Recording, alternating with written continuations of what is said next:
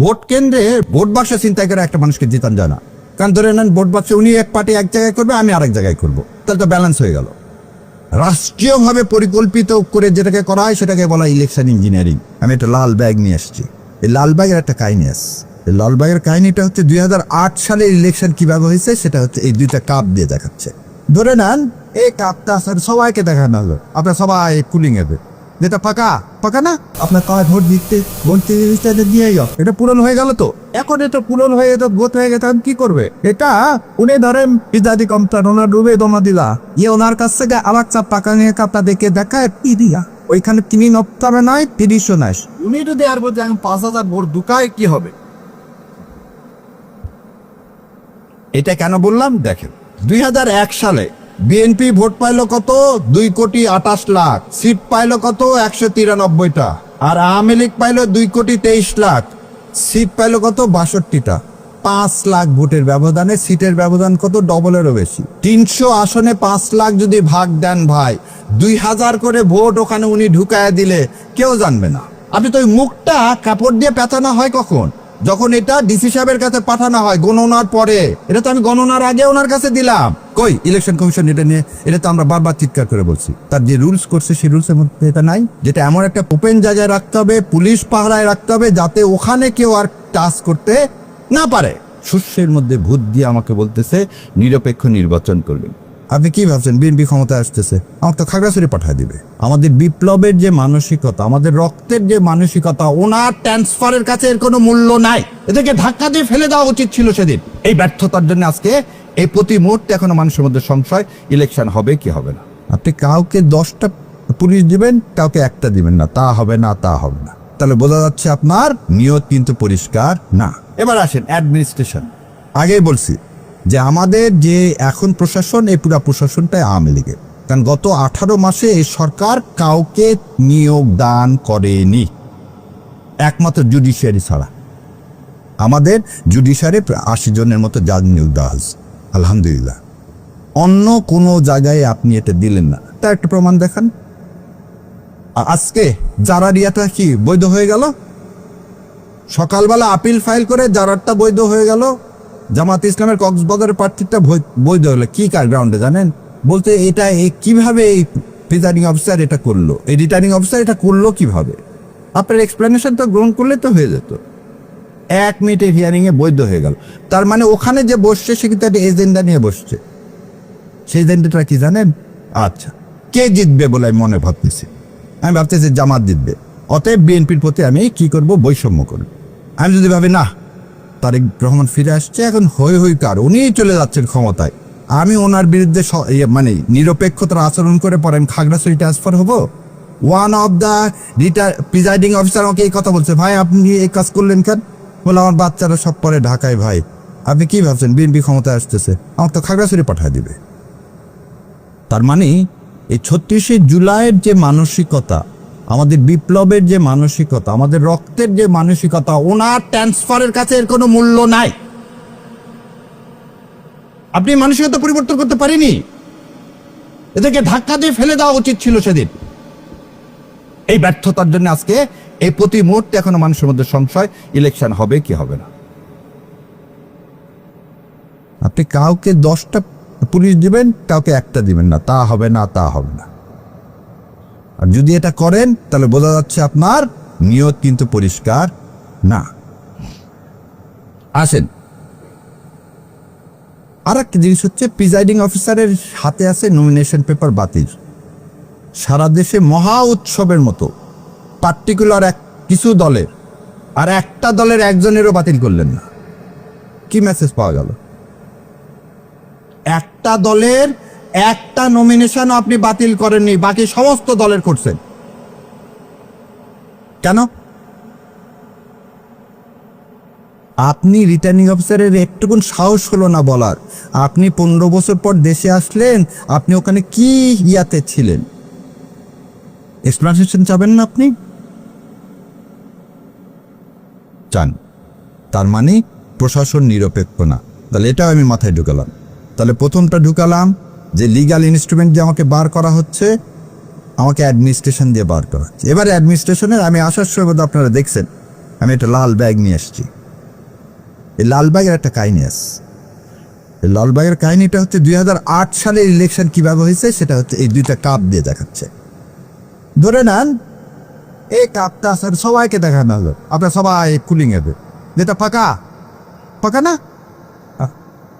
এই ফাঁকা, আপনার কয় ভোট দিতে দিয়ে গেল, পূরণ হয়ে গেল, এটা পূরণ হয়ে গেল। তো এখন এটা পূরণ হয়ে যেত, ভোট হয়ে গেছে, কি করবে এটা?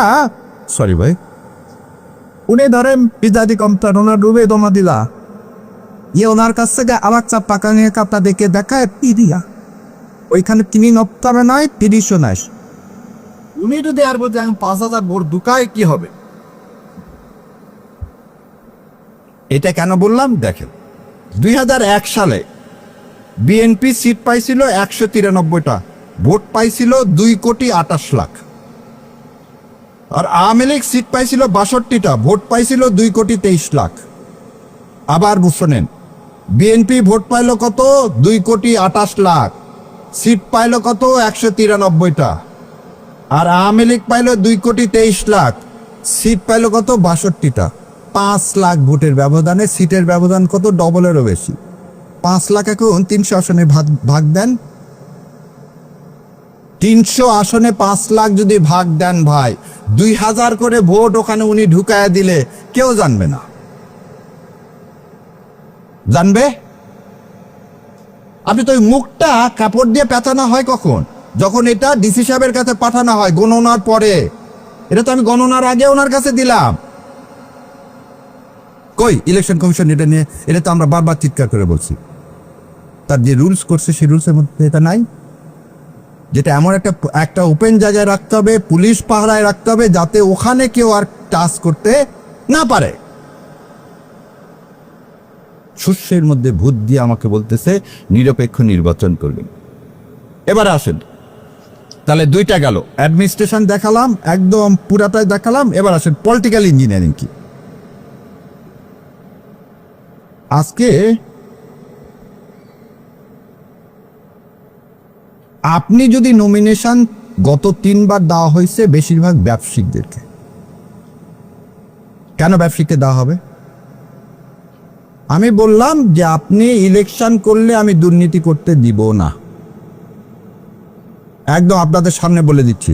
আমি তো মানে আল্লাহ দিলে প্র্যাকটিস করে যাচ্ছি। আর সব বড় বড় কোম্পানিগুলো মোটামুটি মামলা করা সারা। এই কোম্পানিগুলোর মূল কাজটা কি জানেন? আন্ডার ইনভয়েসিং করা। আন্ডার ইনভয়েসিং মানে জানেন, এদের সবারই দুবাইতে একটা করে অফিস আছে।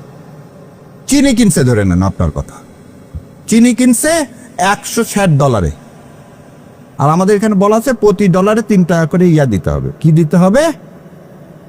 ভ্যাট দিতে হবে, কাস্টমস ডিউটি দিতে হবে। তাহলে 160 আর 3 কত পড়তেছে? 163। ও করতেছে কি, এই চিনিটাকে দেখাচ্ছে 120 টাকায়, তাহলে ওর উপরে এসে যাচ্ছে 1.5 টাকা হচ্ছে কি ট্যাক্স। তাহলে ট্যাক্সটা কি করতে হলো? অর্ধেক। তাহলে আমি ট্যাক্সটা পেলাম কত? অর্ধেক কম। এটা করে ওর লাভ কি?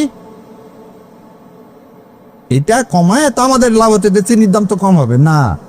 মার্কেটে নিয়ে এসে কিন্তু ওই যে দামে 163 টাকায় বিক্রি করার কথা ছিল সেই দামে বিক্রি করতেছে।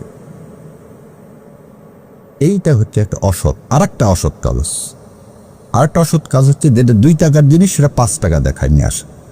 যেমন তার একটা প্রমাণ দিই, ইভিএম মেশিন আছে না, ইভিএম মেশিন করতে খরচ হয়েছিল 22,000 কোটি টাকা। আজ পর্যন্ত এগুলো একটা কোম্পানির খুঁজে পাওয়া যায়নি। আর এই সমস্ত কোম্পানির টাকা জয় ভাইয়ের কাছে চলে গেছে, একদম এলসি খুলে চলে গেছে। টাইগার আইটি নামে একটা কোম্পানি, সেই কোম্পানির মাধ্যমে 22,000 কোটি টাকা চলে গেল। এবং এই কোম্পানির কর্ণধার হচ্ছে জয়। তাহলে এই যে ব্যবসায়িকের কথা বললাম, খুব দুঃখ নিয়ে বললাম, 71 টিভি সবচেয়ে বেশি ড্যামারেজ করছে গত 15 বছর। এবং 71 টিভির মালিক কে জানেন? মেঘনার মোস্তফা সাহেব পারে না তো তারেক জিয়া সেদিন পায়ে যায়, পা ছুঁয়ে চুমু খাওয়ার মতো অবস্থা। কেন? তুই অপরাধী, তাই কি ধরলেন আপনি গত 18 মাসে? সে যখন আপনার ইলেকশনে টাকা ঢালবে, যখন আপনার সাথে দেখা করবে, তখন কি খাস নিয়তে আসবে? খাস নিয়তে আসবে না। তাহলে যে লোক টাকা ঢালবে সে টাকা তো আপনাকে বন্ধ করতে হবে, সে টাকা বন্ধ করতে হবে। এই টাকাটা বন্ধ করা যাবে কি? এই যে আপনাদের আয়োজন। অতএব ওই আগে একটা অ্যাডভার্টাইজমেন্ট দেখাতো, ভোটের আগে স্প্রাইট খাওয়াইছে, ভোট থেকে ফিরে এসে এমনি নর্মাল পানি খাওয়াইছে। তো ভোটের আগে যদি স্প্রাইট খেতে যাও তাহলে কিন্তু তোমাকে রক্ত চুষে খাবে, ওই যে টিচার হিসাবে অ্যাপয়েন্টমেন্ট দিয়ে যে ঘুষ খাবে, কারণ তুমি এইটাই তো ভোটের আগে ঘুষ খাইলা। তাহলে আমাকে কি জনমত তৈরি করতে হবে? যে লোক টাকা ঢালবে তাকে বর্জন করতে হবে, যে ব্যবসায়িক টাকা ঢালবে তাকে বর্জন করতে হবে, যে দেশকে অন করে না, দেশের শত্রু গণশত্রু, এটা তালিকা করে ব্যবসায়িকদেরকে এবং প্রশাসনে যারা আছে সে তালিকা ঝুলায় দিতে হবে। তবেই না ইনশাল্লাহ এদেশে ওনারা কোনো খারাপ কাজ করার সুযোগ পাবে না। আসেন রিগিং শোনেন, ভোট কেন্দ্রে জাল ভোট ফলানা, ভোটের বাক্স চুরি করা, এটা আমাদেরকে যেভাবে বড় করে দেখায়, আসলে ভোটে তা হয় না। ভোট বাক্স চিন্তাই করে একটা মানুষকে জিতান যায় না। কারণ ধরে নেন ভোট বাক্স উনি এক পার্টি এক জায়গায় করবে, আমি আরেক জায়গায় করবো, তাহলে তো ব্যালেন্স হয়ে গেল। রাষ্ট্রীয়ভাবে পরিকল্পিত করে যেটাকে করা হয় সেটাকে বলা ইলেকশন ইঞ্জিনিয়ারিং। পার্সোনাল লোককে না, পার্সোনাল লোককে না। আর একটা কাজ কি করে এই পলিটিক্যাল ইঞ্জিনিয়ারিং এ, যে সেটা হচ্ছে পুলিশ। পুলিশ কি কি কাজ করে? পুলিশ প্রথম কাজটাই করে যে তার কাছে লিস্ট থাকে প্রতিটা গ্রামের কে কোন পার্টি করে। তো ওনাদের সাথে ডিল হয়ে গেল, ধরেন আমি জামাত ইসলামের ক্যান্ডিডেট, আমি বলে দিলাম এই এসপি সাহেব আর আপনাদের জন্য এই 5-10 কোটি টাকা থাকলো, আগের দিন দুটো বোম ফাটা একটা নাটক করবেন জঙ্গিবাদের একটা মাদ্রাসায় করে, ওই এলাকায় যত জামাতের ইসলামের আছে সবগুলোকে কিন্তু ধরে ফেলবেন রাতের বেলা। না হলে আর একটা কাজ করলাম কি, ঠিক আছে একটা কাজ করেন, আপনারা যে কোনো একটা হিন্দু পাড়ায় আক্রমণ করেন, এইটা সমস্ত মাদ্রাসাদেরকে কি করেন, ছেলেবেলেকে আটকা ফেলেন। এইটাই চলে এসছে 53 বছর। এইটা যাতে করতে না পারে সেদিকে আমাদের দৃষ্টি দিতে হবে। আর লাস্টলি যে কথাটা বলতেছি, মিডিয়া আপনারা হচ্ছে জাতির বিবেক। আপনারা যদি এই জিনিসগুলোকে প্রান্তিক মানুষের কাছে পৌঁছে না দেন, তাহলে মানুষের পক্ষে, ভোটের পক্ষে, জুলাইয়ের সনদের পক্ষে মতামত তৈরি করা কঠিন হয়ে যাবে। সেই জন্যে আমি অনেকখানি সময় নিয়ে ফেললাম যে রাষ্ট্র কিভাবে রাষ্ট্রযন্ত্র ইউজ করে ভোটের ইলেকশন করে, ইঞ্জিনিয়ারিং করে, সেটা আপনাদের মাধ্যমে তুলে ধরলাম। এখন এখান থেকে বাঁচার উপায় কি? বাঁচার উপায় একটাই, এই যেটা যেটা করতে পারে সেটা সেটা উন্মোচিত করে দিলেন। তাহলে পরের দিন এই নাটক করলে আর আমরা কেউ বিশ্বাস করব না।